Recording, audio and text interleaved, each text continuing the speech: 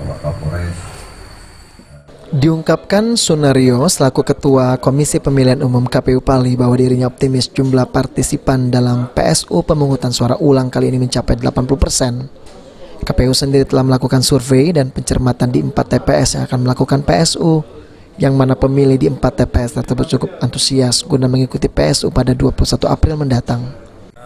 Terkait dengan partisipasi untuk pelaksanaan PSU ini, kami KPU menargetkan tetap di atas 80%, di mana kita mengetahui hasil survei kita, terus kita lakukan pencermatan data pemilih kemarin, antusias warga di 4 TPS ini sangat cukup tinggi, sehingga kami menargetkan untuk partisipasi ini di atas 80%.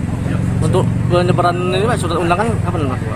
Penyebaran Ketua KPU Pali berharap proses PSU berjalan lancar. Dirinya meminta dukungan semua pihak untuk dapat turut menyukseskan PSU sesuai dengan amanah Mahkamah Konstitusi, dan karena PSU ini merupakan tanggung jawab bersama. Aji Delia, PAL TV.